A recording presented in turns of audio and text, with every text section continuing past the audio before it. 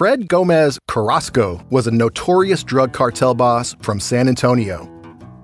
After years earning millions and running from the cops, Carrasco was serving a life sentence when he decided to break out of the Walls Unit, the oldest prison in Texas. Carrasco and two henchmen took over the prison library. They held teachers and librarians captive as Carrasco bartered for his freedom. Now there's only one way that these people will see the light again, and that's for you to cooperate. The standoff set off one of the worst hostage crises in American history, the 1974 Huntsville prison siege. This will be our last day to live if somebody doesn't come through and help us. They're desperate men and they mean business. He's fixing to shoot me. I'm fixing to die if you don't do something right now. And the rest of us in here are going to die too. These people don't have anything to lose and they're serious. And it's all on tape. Fred, the governor's on for you. The governor wants to talk to you. He can shove it. From Imperative Entertainment, this is Standoff. Dead or alive, I'm going out. Listen wherever you get your podcasts. This podcast is intended for mature audiences. Listener discretion is advised.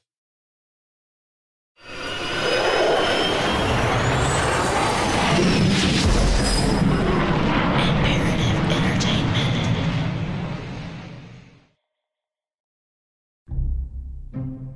70 years ago, Sir Hugh Beaver was shooting game with his friends in Ireland. He aimed and took a shot at a golden plover, which he missed.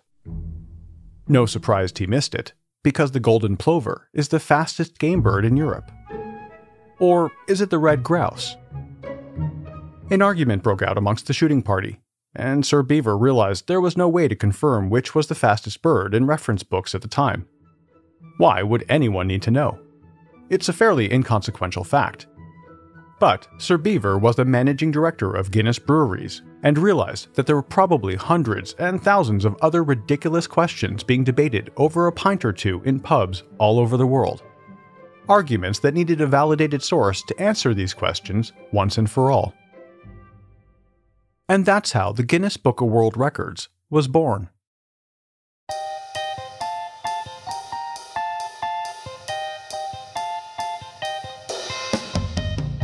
In August 1954, 1,000 copies of the Guinness Book of Records were printed and given away. The next year, Guinness published and sold a 198-page book that was a runaway success, and quickly rose to the top of the bestsellers list. The book was first sold in the US a year later, in 1956, to similar success. 65 years later, the Guinness Book of World Records has over 53,000 records in its database, as the lure of obscure fame inspires people to find their true talent. For example, under the category of "Why would you do this?", there is a Guinness record for most straws stuffed in the mouth, hands off. In order to win this glamorous title, challengers must cram straws into their mouth and keep them there for 10 seconds. The challengers cannot use their hands to support the straws during this 10-second period, but they are permitted to put elastic bands around the plastic tubes to hold them together. This is an incredibly competitive category, with 17 record holders since it was first initiated. In 2018, a man from India managed to stuff a whopping 650 straws in his mouth, beating the 2017 record of 459 straws by a wide margin. And if you were paying attention, yes, there is a second straws in mouth, hands-on category. This is also held by the same man, with a record of 692 straws. Apparently, he's found his niche in life. And that's just the tip of the iceberg for some of the coolest, most bizarre, and most ridiculous world records out there.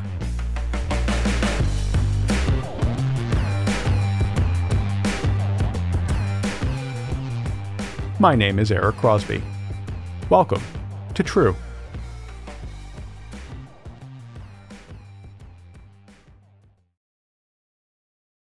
Michel Lotito was born on June 15, 1950, in France. When he was 9 years old, the glass he was drinking from shattered. Rather than spitting out the fragments of glass, he started chewing on them. He said he didn't mind the taste. Concerned about the damage that the glass may have caused, his parents took him to a series of doctors where he was diagnosed with pica. This is a psychological disorder that compels people to eat non-food items. People with pica can have cravings to eat things like hair, dirt, or other man-made items. Lucky for Michel, he was also told he had a thick stomach lining and intestines, as well as potent stomach acids. This ultimately allowed him to eat pretty much whatever he wanted, things the average person could not, or would not. This led to his incredible entertainment career as Monsieur Mange Tout, or as we'd say in English, Mr. Eat It All. He signed on with a promoter and showman who featured the weird and the wacky, and toured the world showing off his supernatural ability to eat metal, glass, ceramics, rubber, and other things. Throughout his career, he ate 18 bicycles, 15 supermarket carts, 7 TV sets, 6 chandeliers, 2 beds, a pair of skis, a computer, and a coffin, which the Guinness World Records site says is the only example in history of a coffin, handles and all, ending up inside a man. The sharp things he ate could still cause damage to his body, so he counteracted this by lining his stomach with mineral oil and drinking lots of water. Of course, Michel did not eat the items whole. For example, when he ate a bicycle, it was broken down into 1 or 2 cubic centimeter pieces. Parts of the bike that were deemed inedible, such as the pedals and handlebars, were left to the side. Apparently, his favorite part of the bicycle to eat was the greased chain, because according to him, it had taste. Michel's most impressive meal began in 1978, when he started eating an airplane. The feat took him 2 years to complete, but by 1980, it was announced that Michel had fully consumed an entire Cessna 152 airplane, incredibly, with no side effects. Ironically, Michel once said that the only foods that made him sick were soft, normal ones like bananas and hard-boiled eggs. It's been estimated that by October 1997, Michel Lotito had eaten almost 18,000 pounds of metal. He holds the Guinness World Record for strangest diet, for which he was given a brass plaque by the publishers. He promptly consumed it. In an effort to curb dangerous and unhealthy eating habits, in 1989, Guinness announced that they would be removing all gluttony records from their books. However, out of historical and nostalgic value, they maintained Michel's record. He died on June 25, 2007, at age 57, of natural causes.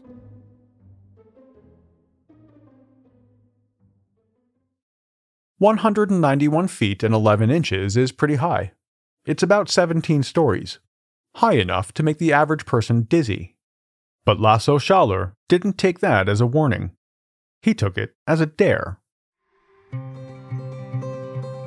Schaller is a Swiss cliff jumper who is well trained and apparently enjoys this kind of activity.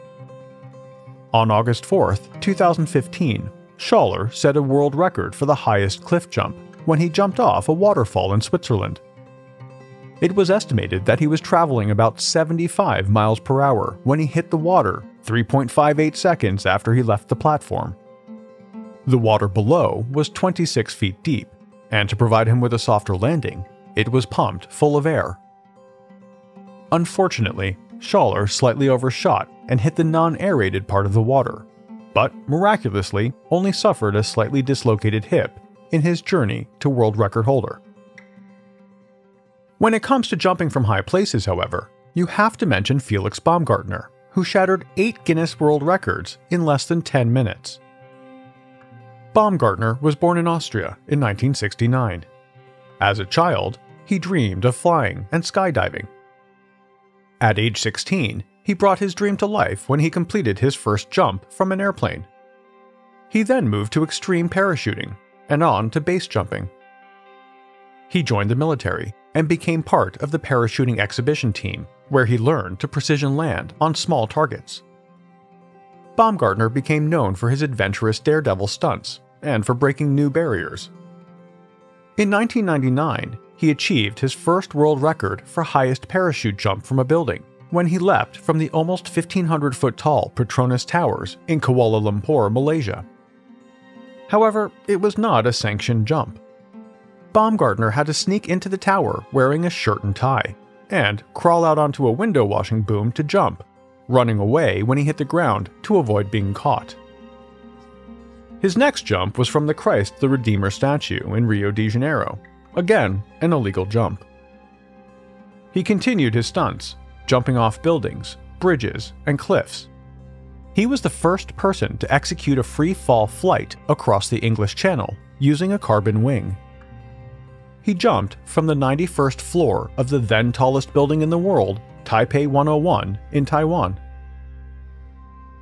Baumgartner was sponsored by the Austrian company Red Bull for 20 years before they launched their most ambitious project yet, the Red Bull Stratos project. The project would take 5 years to bring to life and cost over $20 million. Baumgartner wanted to break the record for the highest freefall parachute jump. The Red Bull Stratos project would literally elevate him to the stratosphere, where he would jump and freefall to Earth.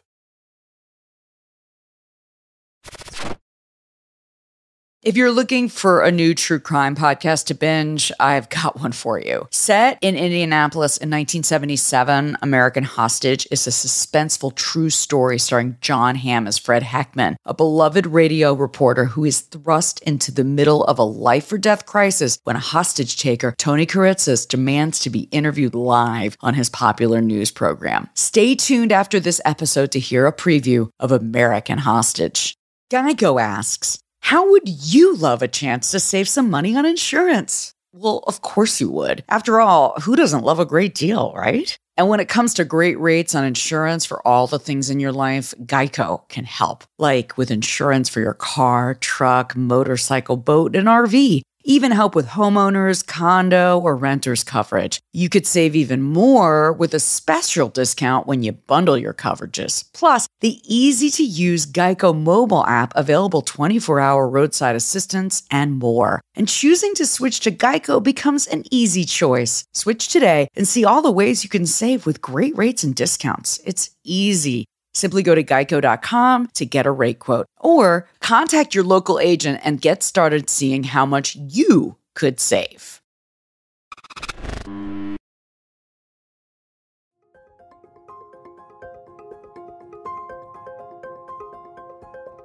If you're going to tackle this challenging a project, you start with an expert. In this case, the man who held the record for 52 years, Joseph Kittinger. Kittinger made a high-altitude jump from almost 103,000 feet as part of a military project called Excelsior, designed to do research into high-altitude bailouts. Air Force balloonist Captain Joseph Kittinger, Jr. is laced into an elaborate pressure suit in preparation for a daring ascent into the stratosphere. Kittinger, who weighs 150 pounds, packs 155 pounds of suit and equipment. He has to be helped into the open gondola of the balloon. His goals, a new altitude record for non-powered flight and a new record for the longest jump in history. He supported the Red Bull mission team and was Baumgartner's point of contact throughout the jump.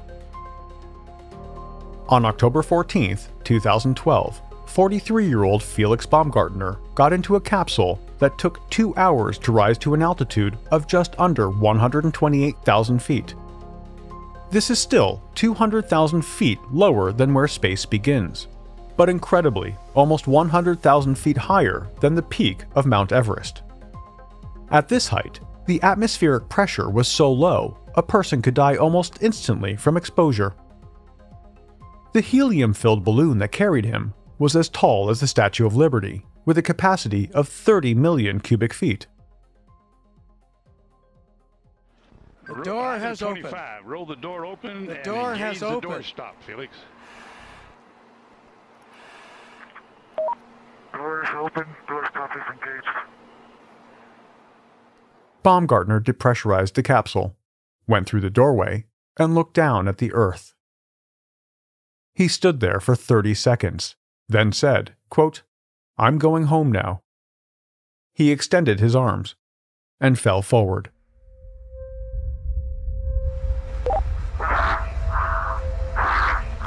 Speed 546.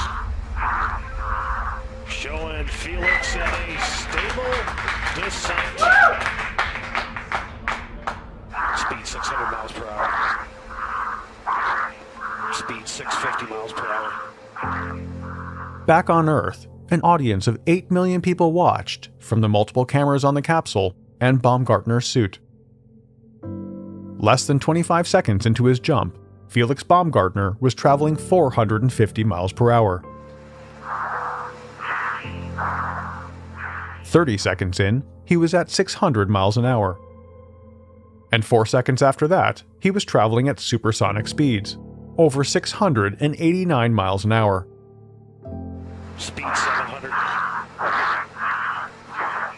Speed 725. He was accelerating toward the Earth at a speed of 60,000 feet a minute. 180 feet fall, speed 729 and decelerating. Baumgartner reached his maximum speed at 50 seconds into his jump. He peaked at 844 miles an hour, or Mach 1.25. At 4 minutes and 19 seconds into the jump, Baumgartner deployed his parachute and landed safely in New Mexico. And there you can see by the approaching shadow, he's just about there, and he's down on the earth, safely back. New world record holder.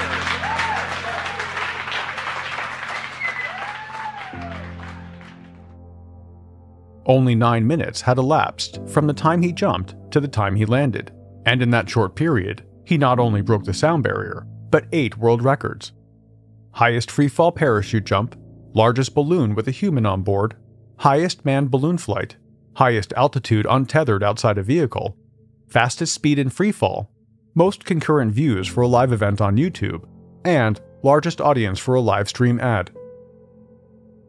Until I opened my parachute, I did not know if I broke the speed of sound or not. So when I touched the ground with my parachute, I've been told by a lot of people on the ground they heard that supersonic boom. Yeah, so it's the first and then only supersonic boom created by a human person, which is kind of cool.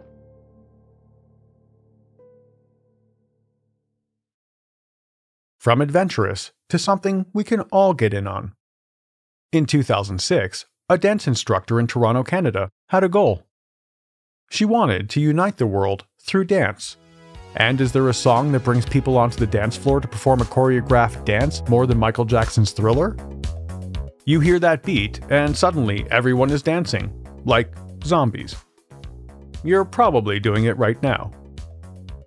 The first Guinness World Record-breaking event for largest Thriller dance in one location consisted of 62 people in Toronto. But this small event inspired so many people, and Thriller dance mobs popped up all over the world. On what would have been Michael Jackson's 51st birthday, August 29th, 2009, 13,597 people in Mexico City came together to recreate the iconic dance. Fans from across Mexico responded to an appeal on Facebook to make these 2 minutes history. This is Jackson Mania. This is for Michael. It's a huge way to honor Michael. Look at this. It's incredible. Their goal, to set the world record for the most people performing the famed Thriller dance.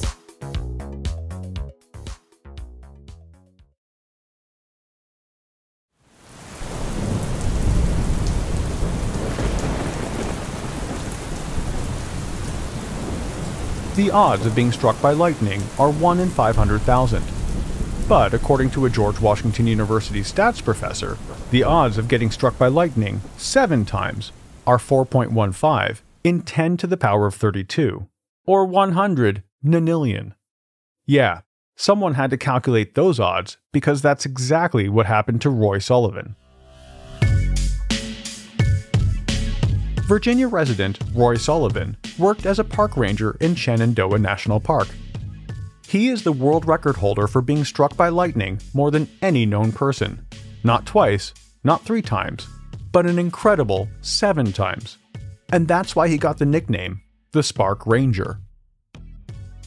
In April 1942, Sullivan was stationed in a fire tower when a storm blew in. The tower was new, and the lightning rods hadn't been installed yet. In an interview with the Washington Post years later, Sullivan said, quote, "It was hit 7 or 8 times, and fire was jumping all over the place." He only made it a short distance before he was struck by lightning. He said, quote, "I got just a few feet away from the tower, and then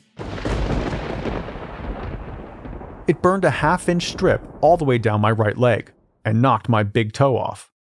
My boot was full of blood, and it ran through a hole in the sole." That was Roy Sullivan's first official encounter with lightning.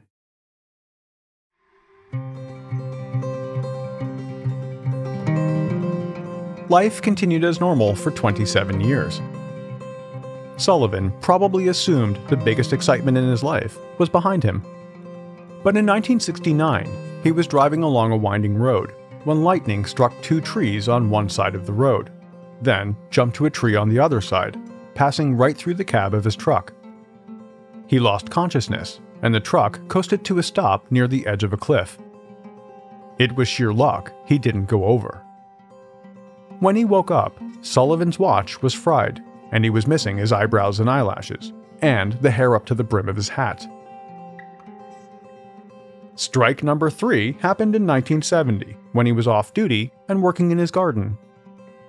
Lightning struck a nearby transformer and jumped to his left shoulder. He was knocked back a few feet, but only suffered slight burns. His third encounter with lightning was a relatively easy one, if there is such a thing. But number 4 came back with a vengeance. In 1972, Sullivan was manning the registration station at one of the camping areas. There was a light rain, but no signs of an impending thunderstorm. And then suddenly, one massive clap of thunder. Sullivan told the Washington Post a week after the incident it was the loudest thing he'd ever heard. Quote, "When my ears stopped ringing, I heard something sizzling. It was my hair on fire. The flames were up 6 inches." Sullivan put out the fire with his jacket and ran to a nearby restroom. He tried to stick his head under the faucet, but there wasn't enough room, so he cooled his head with some wet paper towels and then drove himself to the hospital. The Washington Post article also said that before Sullivan's latest brush with death, the most lightning strikes that someone had survived was 3. This caught the attention of the Guinness Book of World Records, and in 1972, they listed Roy Sullivan as the only living man to be struck by lightning 4 times. The next year, they had to update that listing to 5 times. In August 1973, Sullivan was driving a parked truck when he saw storm clouds rolling in. Knowing his luck with lightning, he tried to outrun it. When he thought he was far enough away to be safe, he stopped the truck to watch the storm. And that's when the 5th strike occurred. Sullivan said, quote, "I actually saw the lightning shoot out of the cloud this time, and it was coming straight for me." He went flying, his hair on fire, and burns traveling down his left arm and leg. His shoe was blown right off his foot, laces still tied. Strike number 6 occurred 3 years later as Sullivan was walking along a park trail. That was it. He'd reached the end of his rope.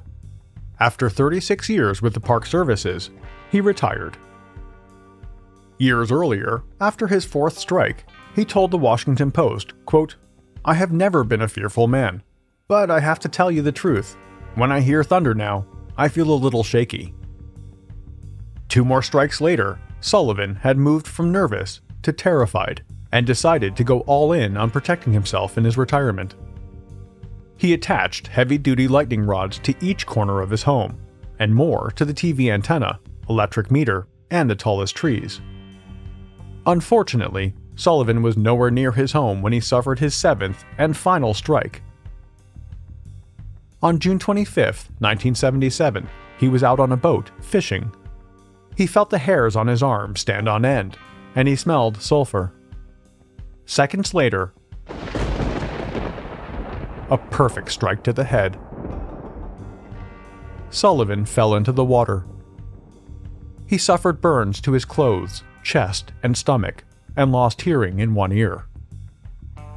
He made it back to his car, but because being struck by lightning just wasn't bad enough, he then had to use a stick to beat away a black bear, who proceeded to snatch his lunch and the 3 trout he'd just caught.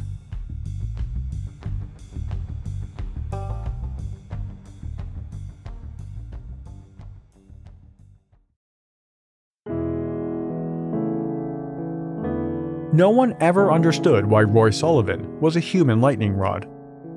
He speculated that some chemical, some mineral in his body may have attracted it. One ranger remembered him warning the crew, quote, "If a storm comes up, you all get away from me." Even a local restaurant would not let him in if it was raining. And once, while walking with the chief ranger, they saw lightning off in the distance, and the chief said, quote, "I'll see you later, Roy." In an interview with a local newspaper, Sullivan said, quote, "Some people are allergic to flowers, but I'm allergic to lightning. It's funny stuff." To this day, Roy Sullivan still holds the record for the most lightning strikes survived, for the amazing total of 7. Guinness World Records is very particular about how they validate their record holders. No one was with Sullivan when he was struck by lightning, but there was sufficient damage that the 7 strikes were considered verified. Plus, another senior ranger offered testimony. Incredibly, he may have been hit by lightning an 8th time as a young boy working on his father's farm. That strike couldn't be validated, so Roy Sullivan's record is still held at a shocking 7. With 53,000 Guinness World Record holders, there is no shortage of amazing stories. But Guinness has its own record as the world's best-selling copyrighted book with sales of over 100 million copies. What started as an attempt to settle debates in pubs turned into a catalog of the wildest, boldest, and strangest people, achievements, and things. If you're feeling inspired to go and break your own record, just know that it only costs $5 to propose a new record title. If you do end up going for glory, please, just do it safely.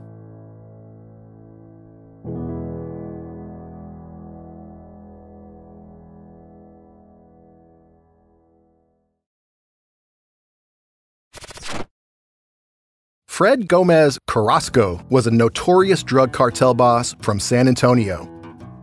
After years earning millions and running from the cops, Carrasco was serving a life sentence when he decided to break out of the Walls Unit, the oldest prison in Texas.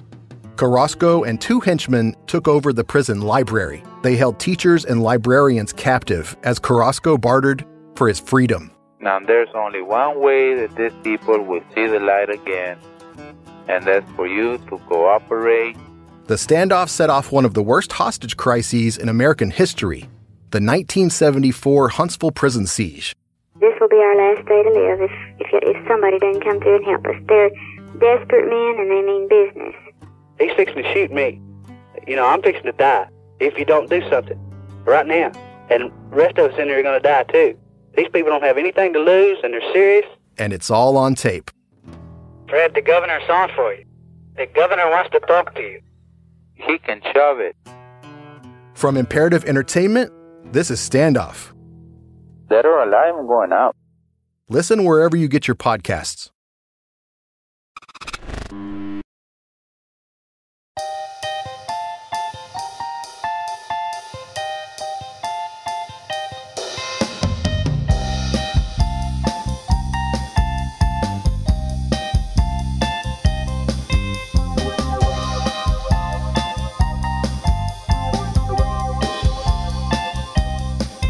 True is a production of Imperative Entertainment. This episode of True was researched by Haley Gray and written by me. The executive producer is Jason Hoke of Imperative Entertainment. The cover art and design were created by Jenna Sullivan. True was created and is produced by me. Have any comments or questions? Email us at podcasts@imperativeentertainment.com. As always, a huge thanks for listening. I'll be back next week with another episode.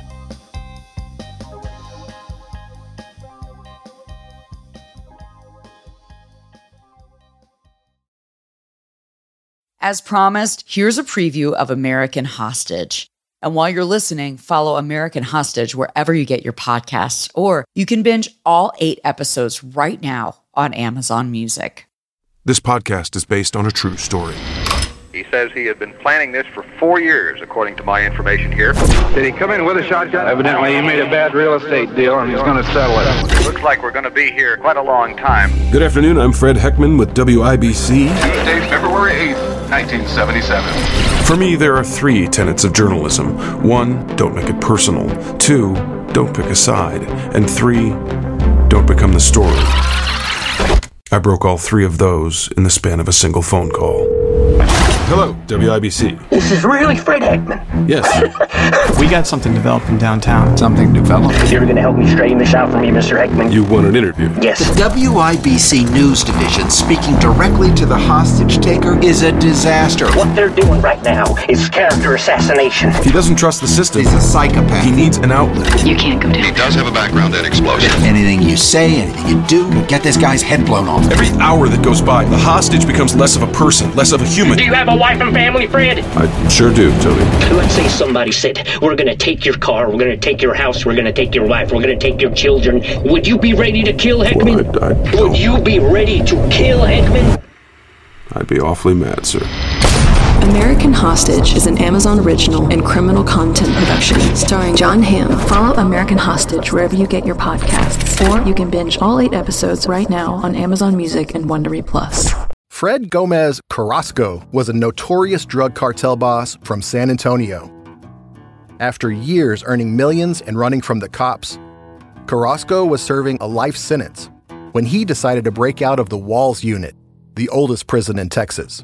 Carrasco and 2 henchmen took over the prison library. They held teachers and librarians captive as Carrasco bartered for his freedom. Now, there's only one way that these people will see the light again, and that's for you to cooperate.